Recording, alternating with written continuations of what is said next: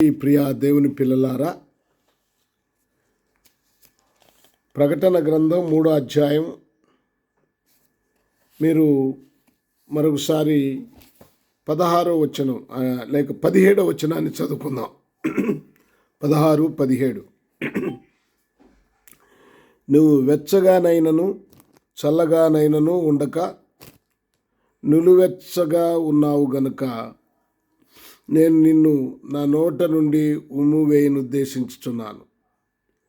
నువ్వు దౌర్భాగ్యుడవును, దిక్కుమాలిన వాడవును, దరిద్రుడవును, గుడ్డివాడవును, దిగంబరనై ఉన్నావని ఎరుగక నేను ధనవంతుడను, ధనవృద్ధి చేసుకొని ఉన్నాను, నాకేమీ కొదవ లేదని చెప్పుకొనుచున్నావు. ప్రభునందు ప్రియా దేవుని పిల్లలారా, ఈ శ్రేష్టమైన సమయంలో దేవుడు మనతో ఏం మాట్లాడతాడో అని మనం ఎదురు చూడాలి. ఆయన మాట్లాడే ప్రతి మాట చాలా ప్రాముఖ్యమైనది. ఇక్కడ చూడండి, దేవుని వాక్యం చెప్తుంది, ఈ తూతైరాలో ఉన్న సంఘపు దూతకు ఇలాగు రాయము అని. ఇక్కడ సంఘపు దూత అంటే దేవుని సేవకుడు, సంఘ సేవకుడు. ఇక్కడ అన్ని సంఘాలలో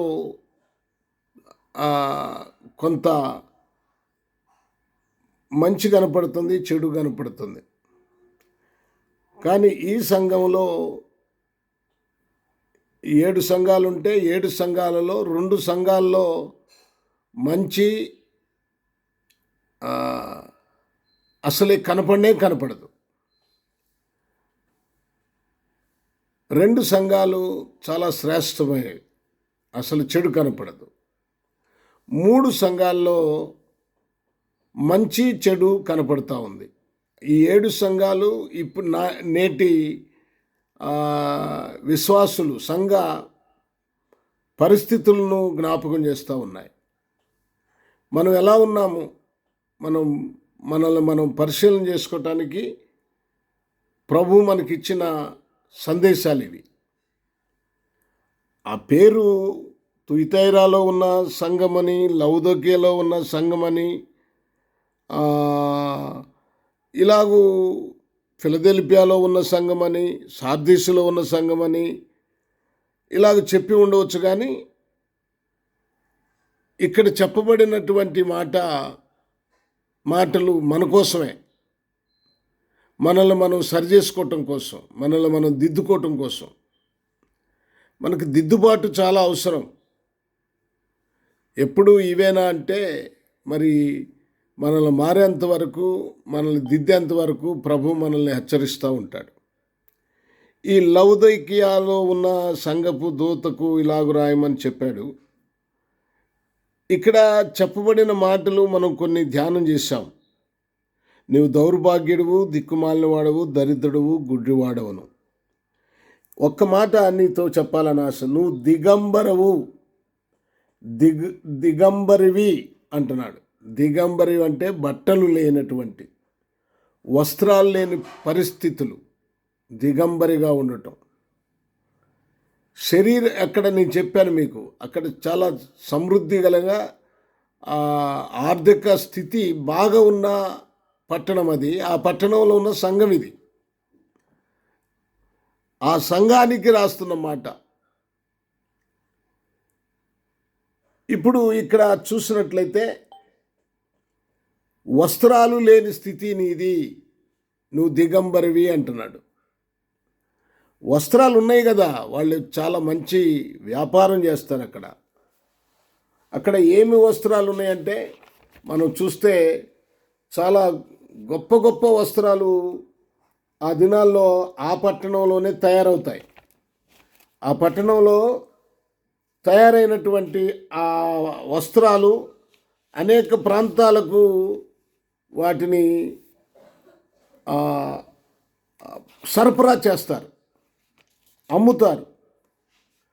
కనుక ఈ పట్టణంలో చాలా అద్భుతమైన వస్త్రాలు ఉన్నాయి. ఈ పట్టణంలో వైద్యులు ఉన్నారు. ఈ పట్టణంలో రకరకాల వ్యాపారాలు ఉన్నాయి. ఇంత గొప్ప పట్టణంలో జీవిస్తున్నటువంటి వీరికి మంచి మంచి వస్త్రాలు ఉన్నప్పటికీ దేవుడు అంటున్నాడు, నువ్వు దిగంబరివి. శరీరానికి వెలగల వస్త్రాలు ఉన్నాయి, మంచి మంచి బట్టలు వారు ధరిస్తున్నారు, కానీ వారి జీవితంలో స్వనీతి వస్త్రాలు ఉన్నాయి, కానీ ఆత్మ సంబంధమైన వస్త్రాలు లేవు. అవి ఇప్పుడు శరీర సంబంధమైన వస్త్రాలు నువ్వు ధరించుకోవాలి, కానీ దేవునికి కావాల్సింది ఆత్మ సంబంధమైన వస్త్రాలు. చూడండి, వారి వస్త్రాలు దేవుని దృష్టికి మురికి గుడ్డల వలె కనపడుతున్నాయి. యెషయా గ్రంథము 64వ అధ్యాయము ఒక మాట చూద్దాం. యెషయా గ్రంథము 64వ అధ్యాయము చూడండి, 6వ వచనంలో ఒక మాట చూద్దాం. 64:6 తీయండి, ఒక్క నిమిషం.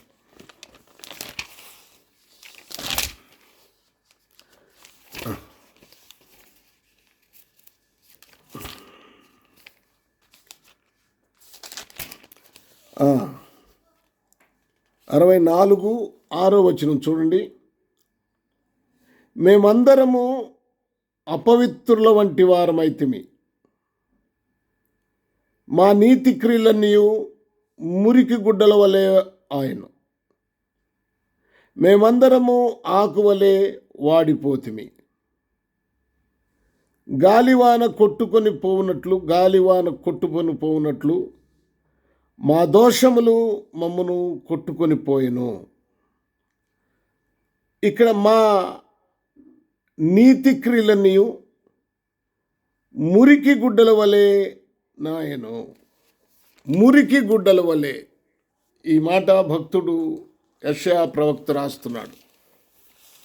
మనం ఎలా ఉన్నాం? ఇప్పుడు మనం పైకి వస్త్రాలు కనపడవచ్చు, కానీ ఆ వస్త్రాలు ఎప్పుడు నీకు విలువనిస్తాయంటే నీ జీవితాన్ని బట్టి విలువనిస్తాయి. అందుకనే ఇక్కడ దేవుడు అంటున్నాడు, ఆత్మీయ వస్త్రాలు కావాలి. అది శరీరానికి కాదు, ఆత్మ సంబంధమైన వస్త్రాలు. మన వస్త్రాలు దొంగిలిస్తాడు, దొంగలు వస్తారు, మన ఆత్మీయ వస్త్రాలు దొంగిలిస్తారు. అదే సాతానుడు. ఒకడు యెరూషలేము నుంచి యెరికోకు వెళ్ళేటప్పుడు దొంగల చేతిలో దొరికాడు. ఆ దొంగలు ఏం చేశారంటే అతడి వస్త్రాలు లాక్కున్నాడు. ఏం వస్త్రాలు లాక్కున్నారు? ఏం వస్త్రాలు దొంగిలించారు? ఆ దొంగ ఎవరంటే సాతానుడు. సాతానుడు మన వస్త్రాలను ఎప్పుడు దొంగిలిస్తాడు. నేను జ్ఞాపకం చేస్తాను, ఏమేమి వస్త్రాలు మన దగ్గర నుంచి వాడు దొంగిలిస్తాడో మనం జ్ఞాపకం చేసుకుందాం. వీలైతే బైబిల్ చదివేవాడు ఎవరైనా ఉంటే కాస్త చదివి సహాయం చేయండి.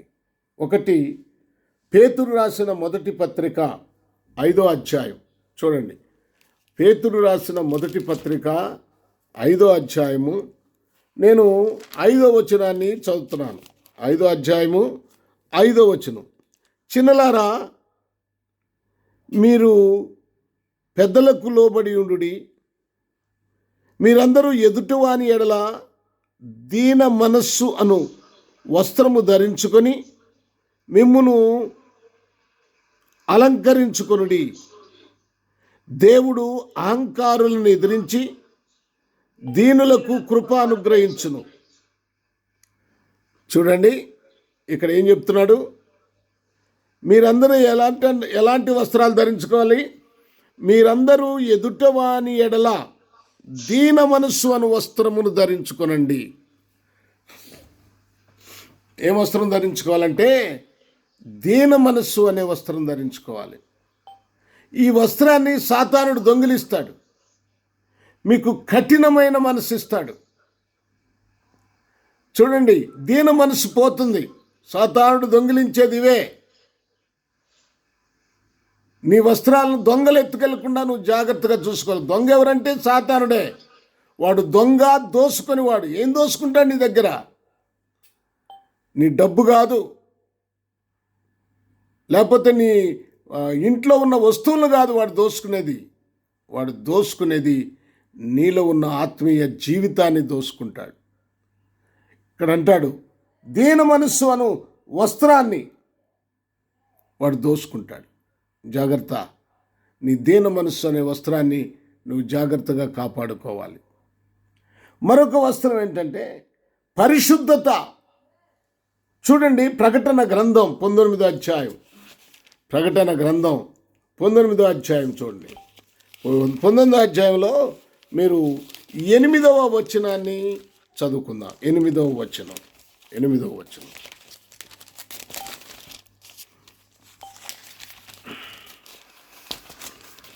మరియు ఆమె ధరించుకున్నట్టుకు ప్రకాశమానములను నిర్మలమునైన సున్నపు నార బట్టలు ఆమెకి ఇవ్వబడెను. అవి పరిశుద్ధుల నీతి క్రియలు. చూడండి, ఆ 8వ వచనంలో ఏముంది? సన్నపు నార బట్టలు ఆమెకి ఇవ్వబడెను, అవి పరిశుద్ధుల నీతి క్రియలు. నీతి క్రియలు, పరిశుద్ధత. వాడు ఏం దొంగిలిస్తాడు మన దగ్గర? పరిశుద్ధతను దొంగిలిస్తాడు. మనం నీతి క్రియలు చేయకుండా వాడు మనల్ని బలహీనపరుస్తాడు. వాడు దొంగ అని చెప్పాను. వాడు మనల్ని దోచుకునేది భయంకరమైందనమాట. మరొక వస్త్రాన్ని గురించి మీకు జ్ఞాపకం చేస్తాను. ఏబు గ్రంథంలోనికి రండి. ఏబు గ్రంథము 29వ అధ్యాయము 14వ వచనంలో ఏముందో చూడండి. 29వ అధ్యాయము 14వ వచనం, ఏబు గ్రంథం. నేను నీతిని వస్త్రముగా ధరించుకొని ఉంటిని కనుక అది నన్ను ధరించెను. నీతిని వస్త్రం. చాలు. నీతిని ఏం ధరించుకున్నాడు? నీతిని వస్త్రముగా ధరించుకున్నాడు. ఇప్పుడు మీరు ఏం వస్త్రాన్ని ధరించుకొని ఉన్నారు? నీతి. తర్వాత ఇంకో మాట చదవమా. నీతిని వస్త్రముగా ధరించుకొని ఇంటిని కనుక ఏంటంట? న్యాయ ప్రవర్తన వస్త్రమును పాగాయు ఆయన. న్యాయ ప్రవర్తన నాకు వస్త్రమును పాగాయు ఆయన. ఇంకొక వస్త్రం ఏంటి? న్యాయ ప్రవర్తన. న్యాయముగా ప్రవర్తించుట, అన్యాయముగా కాదు. ఇది న్యాయముగా ప్రవర్తించుట నీకు వస్త్రం, దేవుడు వస్త్రంగా ఇచ్చాడు. ఏమంటున్నాడు? నేను న్యాయ ప్రవర్తనను వస్త్రముగా ధరించుకున్నాను. పాగా. చూడండి, ప్రభునందు ప్రియా దేవుని పిల్లలారా, జ్ఞాపకం చేసుకుందాం. టైం లేదు, చకచక 2 మాటలు చూద్దాం. మరొక వస్త్రం, కొరింథీయులకు రాసిన మొదటి పత్రిక చూడండి. సాత్వికము, ప్రేమ. కొలస్సీలకు రాసిన పత్రిక అనుకుంటాను, చూడండి. 3:12. 3:12 కాగా దేవుని చేత ఏర్పరచబడిన వారు పరిశుద్ధులను ప్రియులైన వారికి తగినట్లు మీరు జాలిగల మనసును దయాళత్వమును వినయమును సాత్వికమును దీర్ఘశాంతమును ధరించుకొనుడి. ఏం ధరించుకోవాలంట? చూడండి, ఎన్ని విషయాలు చెప్పాడు ఇక్కడ. మరొకసారి చదువమ్మా. దేవుని చేత ఏర్పరచబడిన వారు. మీరెవరు? దేవుని చేత ఏర్పరచబడిన వారు. చూడండి, మీరు దేవుని చేత ఏర్పరచబడిన వారు. మీరు ప్రార్థనకు వస్తున్నారంటే, ప్రార్థన చేస్తున్నారంటే, రక్షణ పొందారంటే మిమ్మల్ని ఎవరు ఏర్పాటు చేసుకున్నాడు? ఎవరు ఏర్పాటు చేసుకున్నారు? దేవుడు. ఈ మాట మీరు గుర్తుపెట్టుకోవాలి. మీరు లెగవగానే నేను దేవుని చేత ఏర్పాటు చేయబడిన బిడ్డను, దేవుడు నన్ను ఏర్పాటు చేసుకున్నాడు ఆలోచించండి. ఎవరు నిన్ను ఏర్పాటు చేసుకున్నారు? ఏమంటున్నాడు ఇక్కడ? మీరు దేవుని చేత ఏర్పరచబడిన వారును పరిశుద్ధులు. బా, ఏం మాట మాట్లాడుతున్నాడే మనల్ని. దేవుడు మన మీద ఎంత నమ్మకం ఉంచాడు. దేవుని వాక్యం మనల్ని ఎంతగా ఆదరిస్తుందో ఎంతగా గొప్పగా చేసిందో చూడండి. మీరు దేవుని చేత ఏర్పాటు చేయబడి పరిశుద్ధ జీవితాన్ని జీవించటానికి పిలువబడిన వారు పరిశుద్ధులు. ప్రియులైన వారికి తగినట్లుగా మీరు జాలిగల మనసును, దయాళత్వమును, వినయమును, సాత్వికమును, దీర్ఘశాంతమును ధరించుకొనడి. చూసారా?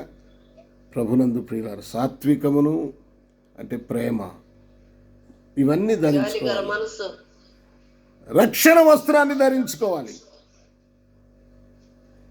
ప్రభునందు ప్రియులారా, ఈ వస్త్రాలు లేకపోతే ఎన్ని విషయాలు చెప్పాడో చూడండి. ఎన్ని విషయాలు చెప్పాడు. ఇప్పుడు నువ్వు నాకు దిగంబరిగా కనపడుతున్నావు సంగమా, ఓ విశ్వాసి. అరే ఏంటి నువ్వు దిగంబరిగా కనపడుతున్నావు?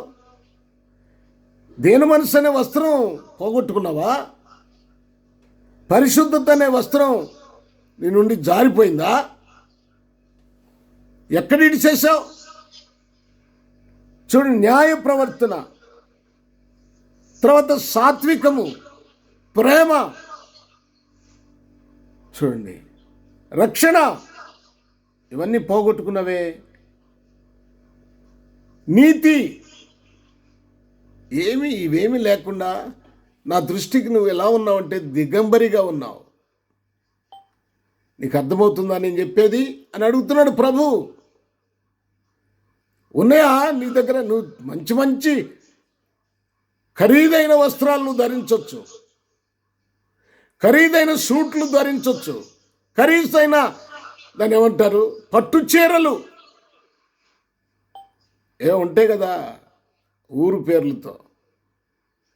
నీ ఇంట్లో పెళ్లి జరుగుతుందంటే చీరల కోసం ఎక్కడికి వెళ్తావు? షాపింగ్కి ఎక్కడికి వెళ్తావు? వెళ్ళండి, నేను వద్దంటలేదు, మళ్ళీ ఇది వెళ్ళొద్దని అంటలేదు. వెళ్ళండి, మంచి వస్త్రాలు కొనుక్కోండి, వేసుకోండి. కానీ ఆ వస్త్రాలు ముఖ్యం కాదు. దేవుడు మనకిచ్చిన ఈ న్యాయ ప్రవర్తన అనే వస్త్రం ముఖ్యం కదా. పరిశుద్ధత అనే వస్త్రం, నీతి అనే వస్త్రం, సాత్వికం అనే వస్త్రం, ప్రేమ అనే వస్త్రం, దీన మనస్సు అనే వస్త్రం, రక్షణ వస్త్రం. ఎన్ని వస్త్రాలు ఉన్నాయి చూడండి. 1 దీన మనసు, 2 పరిశుద్ధత, 3 నీతి, 4 న్యాయ ప్రవర్తన, 5 సాత్వికం, 6 ప్రేమ, 7 రక్షణ వస్త్రం. ఉందా నీ రక్షణ? నిలిచుందా? నువ్వు రక్షణలో ఉన్నావా? సంసోను ఢిల్లీలో ఒడిలో పడుకొని ఆ ఎంట్రుకలన్నీ గొరిగించబడింది. సంసోను ఫిలిస్తీన్లు వస్తున్నారు అనగానే ఆ ఎంట్రుకలు ఉన్నట్లుగానే జూలు ఇదిలించుకోవడానికి ప్రయత్నించాడు. కానీ జూలు లేదు, కానీ ఇతడు ఇదిలించుకుంటున్నాడు. ప్రయోజనం ఏముంది? అలాగే రక్షణ పోగొట్టుకున్నారు. రక్షించబడినట్లుగానే వారు నడుస్తున్నారు, అనుకుంటున్నారు వాళ్ళు. నీ పరిస్థితి ఏంటో ఒకసారి ఆలోచించుకో. ఉదయకాలం నిన్ను నీవు పరిశీలన చేసుకోవాలి. ఈ లౌదకియా సంఘం చూడండి, ఇక్కడ వారు మంచి ప్రార్థన, మంచి సంఘముగా ఉంది, కానీ వారి క్యారెక్టర్స్ మాత్రం చాలా చండాలంగా ఉన్నాయి. దేవుడు అసహించుకునేటట్లుగా ఉన్నారు. ఏమన్నాడు ఇక్కడ? నీవు దౌర్భాగ్యుడువు, దిక్కుమాలిన వాడువు, దరిద్రుడువు, గుడ్డివాడువు, దిగంబరివి. నేను నీకు ఇచ్చిన రక్షణ వస్త్రం పోగొట్టుకున్నావు. నీకోసం పరమ నుండి భూలోకానికి దిగివచ్చి సిలువలో వేలాడి నీ కొరకు రక్షణ అనే వస్త్రాన్ని నీకు నేను కప్పితే, ధరింపజేస్తే, ఆ రక్షణ లేకుండా, రక్షణను పోగొట్టుకొని రక్షించబడిన వ్యక్తిలాగా కాకుండా నువ్వు లోక సంబంధమైన వ్యక్తిగా జీవిస్తున్నావు. నాకు కనపడుతుంది, మనుషులకు కనపడకపోవచ్చు, దేవునికి కనపడుతుంది. దేవుడు చూస్తున్నాడు. మంచి సమయంలో నా ప్రియ దేవుని బిడ్డ, ఒక్కసారి ఆలోచించుకో, నిన్ను పరిశీలన చేసుకో. ఎలా ఉన్నావు? హల్లెలూయా, హల్లెలూయా. లౌదికీయ సంఘంలాగా దిగంబరిగా ఉండొద్దు. ఆత్మ సంబంధమైన వస్త్రాలు ధరించి ప్రభువు నిన్ను హత్తుకునేటట్లుగా చూడండి, పరిశుద్ధులు, నీతి క్రియలు కలిగి, పరిశుద్ధత కలిగి ప్రభులో జీవించాలని కోరుతూ ప్రభు ఈ మాటలు మనకు అందిస్తున్నాడు. దేవుడి మాటలు మనందరి కొరకు ఆశీర్వదించునుగాక. ఆమెన్. మన మధ్యలో విక్టరయ్య గారు ఉన్నారా? ప్రార్థన చేయగలుగుతారా? Praise lord. పరిశుద్ధుడు అయిన మా ప్రభువ, స్తోత్రాలు, వందనాలు చెల్లిస్తున్నాం. ఈ ఉదయకాలం మమ్మల్ని ప్రేమించి సజీవ లెక్కలు ఉంచినందుకు వందనాలు. ఈ దాసుల ద్వారా ఇచ్చిన మంచి సందేశాన్ని బట్టి నీకు స్తోత్రాలు. అపవాది దొంగ వలె మా ఆత్మ సంబంధమైన స్థితిగతులను వాడు దొంగిలిస్తాడని, వాటిని మాకు దూరం చేస్తాడని, అయ్యా మంచి జీవితాలు పాడు చేసి అపవిత్రమైన జీవితాలు, పాపపు జీవితాలు, రోత జీవితాలను అనుగ్రహిస్తాడని లేఖనాల ద్వారా మేము విన్నాం. అందును బట్టి నీకు స్తోత్రాలు చెల్లిస్తాం. ఈనాడు సమాజం, సంఘం నాయన ప్రజలు మార్చుకోవాలి, మార్పు రావాలని లేఖనాలు స్పష్టం చేస్తాం. మార్పు లేని భక్తి, మార్పు లేని నాయన ప్రేమ లేని భక్తి, అర్థం చేసుకోలేని భక్తి, ఇవన్నీ అర్థమని ఈ ప్రజలు గ్రహించుకునే భాగ్యాన్ని దాచి అయ్యా, మరి చిన్నవారు పెద్దవారి ఎడల దేన మనసు అనే వస్త్రం సమాజాలు నీవు లేవు ప్రభు. చిన్నవారు పెద్దవారిని ఎదురిస్తూ గర్వంతోనూ అహంభావం, అహంకారాలతో జీవిస్తున్న దినాలు అయ్యా, వారిని సరైన మార్గంలో మీరు నడిపించండి. సరైన స్థితిగతుల్లో వారిని పెంచండి. నాయన వారిని మీ స్వాధీనంలో ఉంచుకోండి. సాతాను స్వాధీనంలో నాయన పడి చెడి పతనమైపోతున్నారు. ఆయన సాతానుడు పాడు చేస్తాడు, వాడు అపవిత్రపరుస్తాడు. మీరు ఇచ్చిన పరిశుద్ధమైన జీవితాలను మురికి చేస్తాడు. నాయన స్తోత్రాలు, మంచి విషయాలు తెలియజేసి నీ దాసులను బట్టి వందనాలు చెల్లిస్తాను. ఈరోజు నాయన ఈ ప్రార్థన సహవాసం ఉన్న ప్రతి ఒక్కరిని మీరు దీవించండి. ఎనాల నుండి, పెదరావూరు నుండి నాయన నీ సన్నిధిలో ఉంటున్న ప్రతి ఒక్కరిని మీరు దర్శించండి, సహాయం చేయమని. మరలా రేపు దినానికి మమ్మల్ని సిద్ధపరచు. రేపు హైదరాబాద్లో జరగబోతున్న ఆ సేవకుల సదస్సు అద్భుతంగా జరగటం అయ్యా మీరు కృప చూపండి. ప్రయాణాల్లో తోడుగా ఉండండి. క్షేమంగా వెళ్ళి అక్కడ ఆ సేవకులందరిని అభిషేకించి మరలా తిరిగి వచ్చేంత వరకు మీ కృపా కాపుతాలను మాకు దయచేయండి. అయ్యా మా ప్రియులు రేపు దినానికి సిద్ధపడుతుండగా సహాయించి మీరే ఘనత, మహిమ, ప్రభావాలు పొందుకోమని మీ షకీనా మహిమ మా అందరి పైన ఉంచమని అయ్యా మీకే స్తోత్రాలు చెల్లిస్తాం. మా సంఘాలను ఉద్యోగం పరచండి. సంఘాల్లో సాతానుడు గలిబిలి చేస్తున్నాడు. ఏర్పరచబడిన వారు సైతం బలహీనులైపోతున్న దినాలు మీరులో నాయన జ్ఞాపకం చేసుకోండి. వాక్యానుసారంగా నడుచుకోవటానికి సహాయం చేయండి. యేసునామమున అడుగుచున్నాము తండ్రి. Amen, amen. బ్లెస్సింగ్ ఇవ్వండి. Praise lord. మన తండ్రి అయిన దేవుని ప్రేమ, మన ప్రభు అయిన యేసుక్రీస్తు వారి కృప, పరిశుద్ధాత్మ సహవాసం ఇప్పుడు ఎల్లప్పుడూ సకల పరిశుద్ధులు మనందరికి సదాకాలం తోడై నడిపించును గాక. ఆమేన్. ఆమేన్. నా ప్రాణమా యెహోవాను సన్నతించుము, నా అంతరంగంలోని సమస్తమైన పరిశుద్ధ నామాన్ని సన్నతించుము. నా ప్రాణమా యెహోవాను సన్నతించుము, ఆయన చేసిన ఉపకారములను దేనిని మరవకు. ఆమేన్. ఆమేన్. అందరికీ వందనాలు.